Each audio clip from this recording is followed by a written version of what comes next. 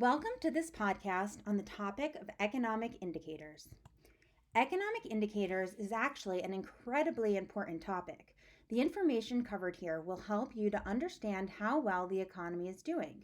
It will also help you to better understand things you read, see, and hear discussed in the media, as the terms GDP, inflation, and unemployment are regularly used in any discussion of the state of the economy. These indicators are so often discussed because they are statistics that measure a country's economic health. They shine a light on what is happening economically within the nation. More specifically, indicators help economists to gain a lot of data, aka information, that they can analyze in order to see if the economy is healthy and doing well, how it's changing in response to what is happening in society, and the actions the government makes and how our economy is doing compared to other countries. Analyzing this data can help economists to predict how the economy will be in the future. This enables them to advise the President, Congress, and the Federal Reserve Bank, which we will learn about in another podcast, on what actions they should take to make or keep the economy going strong. The main economic indicators are the gross domestic product, which is known as the GDP, the inflation rate, and the unemployment rate. These indicators are the most important to studying the economy's health and will be discussed in depth. While these three are the most important, there are many other indicators that help economists to better understand the state of the economy. Three other indicators are the Consumer Confidence Index, the poverty rate, and new housing starts. These will be briefly discussed in a different podcast. Let's begin with the main indicators, which will be presented in this order: GDP, inflation, and unemployment. First up is GDP. The GDP is the number one economic indicator used to measure economic health because it is the standard measure that enables us to see how an economy grows over time. This is because the GDP itself measures the value of every final product produced in a country during a period of time. Usually, this period of time is defined as 1 year. Economic growth is important because it leads to increasing wealth. Regarding GDP, it is important to note that it is the finished product, meaning that the product must be completed in that country, that will count in the country's GDP. GDPs vary significantly by country. Overall, the US has the largest GDP of any nation, and Tuvalu the smallest.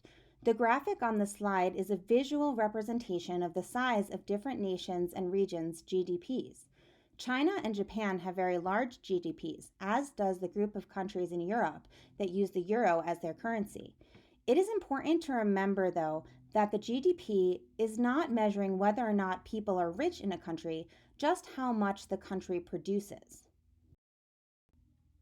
There are two types of GDP: the nominal GDP, which is not adjusted for inflation, and the real GDP, which is. I will discuss inflation more in depth later in this podcast, but what's important to know here is that the value of money changes over time. What might have cost someone 1 cent 100 years ago may cost somebody $1 today. Therefore, when you don't adjust for inflation, it's very difficult to compare how much an economy produced from year to year. As a result, it is more important to look at the real GDP when comparing how a country's economy grew over time. Here is a graph showing the real GDP in blue versus the nominal GDP in red. Both show that the economy has grown over time, but the real GDP is the better line to look at. For example, if we look at growth since 2009, it would look like our economy was growing faster than it actually did if we only looked at the nominal GDP. The real GDP line shows a much more steady growth and is a more accurate measure. The dollar value of goods and services produced from one point in time to another is used to calculate the GDP growth rate. That is the percentage change, positive or negative, that the economy grew or shrunk in that period of time. The graph on this slide shows the percentage the economy grew or shrank each quarter, or 3 months, from 2001 to 2013. We know we had a recession in 2008 2009 because the economy shrank for at least 2 consecutive quarters, which is the definition of a recession. Another important aspect of measuring the GDP is calculating the GDP per capita. Per capita literally means per head in Latin. The GDP per capita is a country's GDP divided by its population. This means we can see the average amount each person is producing over a certain period of time. It gives us a better idea of how wealthy an economy is, given that some countries with smaller populations have smaller but excellent economies. This is a super important aspect of the GDP as an indicator because the population varies a lot between nations. The graph on the right is an example that shows the GDP per capita over time for a few countries up until 2008. Notice the United States had a pretty high per capita GDP. It still does. However, the US does not have the highest GDP per capita. Again, this is because it may have the largest economy in the world, but it also has the world's third largest population after China and India. Therefore, to get the per capita GDP, the GDP has to be divided over a population of more than 300 million people. When we do that, the United States actually ranks about 9th out of all nations, still pretty high. Luxembourg is actually ranked number 1. This is because per person, and there aren't a lot of people in Luxembourg, only about 600,000, Luxembourg actually produces quite a lot. Some countries don't produce nearly as much per capita as others. This map demonstrates how GDP per capita can be used as a measure of a nation's wealth, as the data shows lower per capita GDPs in regions that have high rates of poverty and vice versa.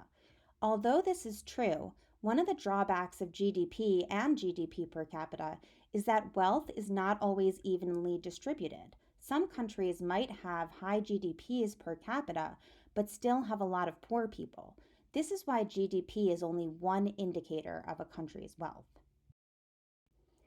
To summarize this first indicator, GDP is the value of what is produced in a country over a given period of time. In the United States, the ideal GDP growth rate is 2 to 3% per year. While GDP is the top indicator for how a country is doing financially, it is limited because even when measured per capita, it fails to look at individual wealth. Now I will discuss the second main economic indicator, inflation. Inflation is defined as an increase in prices and the fall in purchasing power of money. As inflation occurs, goods and services become more expensive. Inflation isn't a bad thing, however. One part of the definition of inflation has to do with purchasing power. Purchasing power means the ability of people to buy a certain amount of goods or services. So another way to explain inflation is that as prices rise, the amount people can afford to buy with that same amount of money falls. This means, as shown by the chart, that as inflation has occurred over time, the amount of things a person could buy with a single dollar has decreased. For example, in 1920, a dollar could buy you at least 10 hot dogs. Today, a dollar might buy you a quarter of a hot dog. That means people's purchasing power must have gone down. Economists use the percentage at which a certain currency, money from a country, loses value over a period of time in order to see how quickly price level is changing. One thing I already noted is that inflation is not a bad thing. In fact, a small amount of it, ideally 1 to 2% a year, is considered a good thing. Some inflation is needed to help economic growth because it leads to an increase in GDP. However, too much inflation too quickly is a very bad thing. It can cause prices to increase more quickly than people's wages, which means that many of them would have trouble affording all the goods and services they need and want. The way inflation is measured is through something called the Consumer Price Index, or CPI. The CPI is able to measure the changing price level because it is calculated by finding the average cost of a market basket of goods at a certain period of time and then comparing it to another point in time to see how much prices had changed since then. In order to get the CPI, the same goods are bought every few months so that price changes can be tracked. The typical market basket includes the typical things that people spend money on. This includes housing, which people tend to spend a lot of money on, as well as transportation, food, medical care, entertainment, etc. It is important that this typical market basket include a lot of things in many categories because prices for various goods and services don't increase or decrease at the same rate over time. Even if some things are getting more expensive, other things may be getting cheaper. The CPI is an average of all these things. Take a look at this graph. This demonstrates which goods and services prices rose more than inflation and are thus more expensive for people to buy, as well as the products that have not risen in price as fast as inflation. In general, household items and technology have become more affordable based on the amount of money people have. However, the things that rose in price the most, hospital and medical care, and also college tuition, outpaced inflation by a lot, and those things are really expensive to begin with. When all those products are bundled together as one and calculated, we can look at where the CPI should be in terms of price increases versus where it was. We've not had the intense inflation shown on this graph since the 1970s, but some years are better than others. Zooming out and looking at the United States from 1870 until 2012, it is easy to point out something called deflation. Deflation is the opposite of inflation.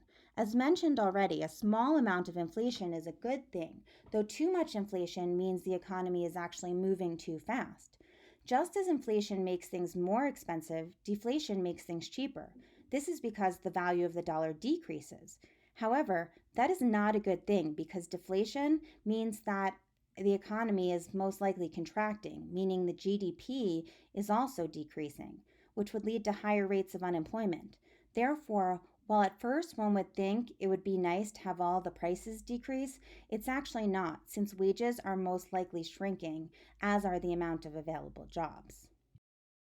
In summary, calculating inflation allows people to see how much prices increase and purchasing power decreases over time.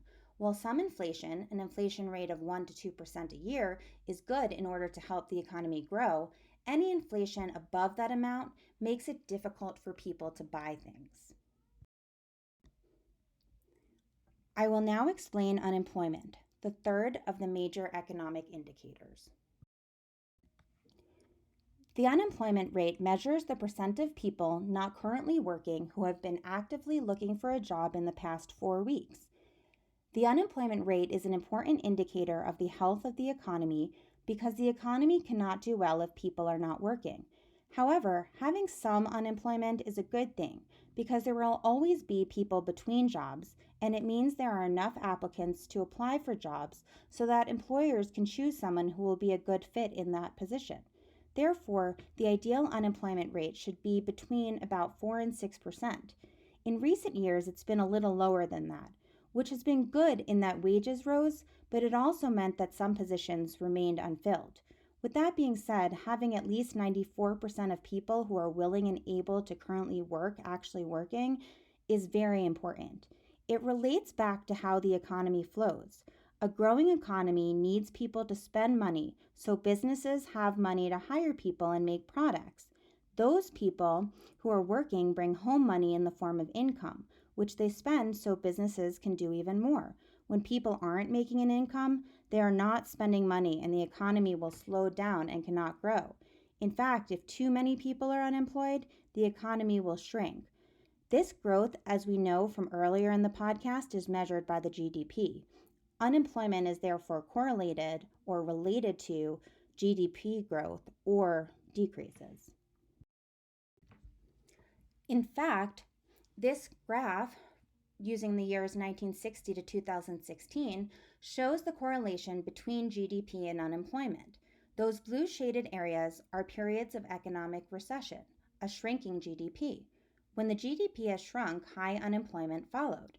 This is not a good thing because it not only makes it hard for the economy to start growing again, but it also puts a burden on the social safety nets such as unemployment benefits and food stamps. It also indicates that even when the economy starts growing again, if many people are still out of work, there are a lot of people who still need government help. Before continuing, it's important to point out that to be considered unemployed, you can't be below 16 or above 65, nor can you have worked at all in the past 4 weeks. You also can't be a member of the military. Finally, you have to have been looking for a job in the past 4 weeks and not have been able to find one. If you are not employed because you are not looking for work, then you aren't even counted in the labor force because you're not seen as able to work. People enter and exit the labor force all the time. For example, a stay-at-home mom may return to work once her kids enter school. When we calculate the unemployment rate, we look at the amount of people unemployed and divide it by the amount of people in the labor force. Those numbers are always changing.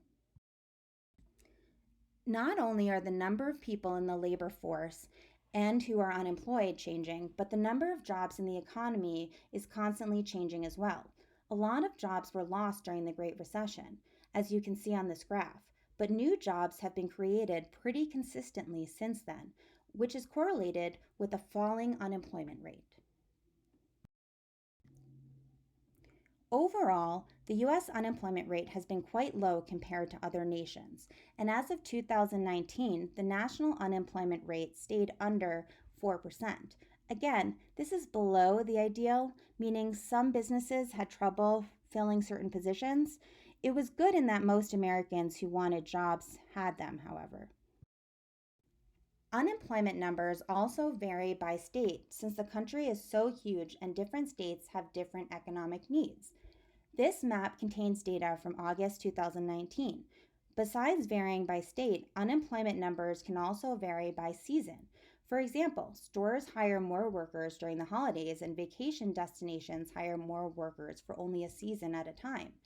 Those workers then have to look for other work in the off season, changing the unemployment rate in that area.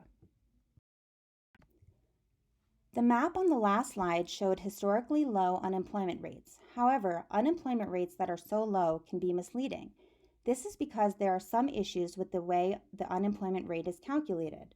First, some people give up looking when they can't find a job. They are known as discouraged workers. Once they give up, they are no longer in the labor force and thus don't count at all. The bigger problem is the underemployed worker.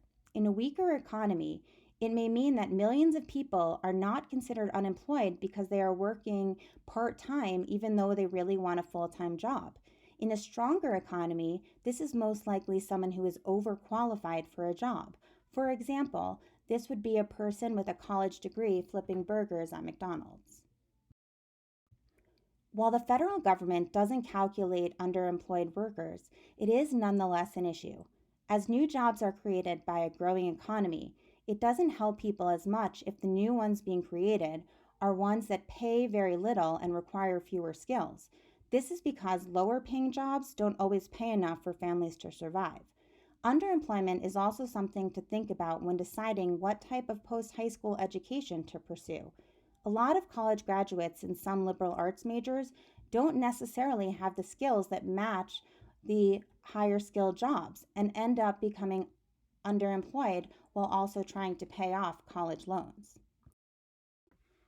To summarize this indicator, unemployment rates allow economists to see how many people in an economy are looking for work. While a flawed statistic due to underemployment, these rates can help us to see how well the public is doing economically and the impact the GDP is having on people. While the unemployment rate should ideally be between 4 and 6%, in recent years it has sometimes been just a little bit under the ideal, but that's okay. You have just viewed a podcast on the 3 most important economic indicators. Hopefully, you have a broader understanding of what they are and why they are important. Thanks for listening.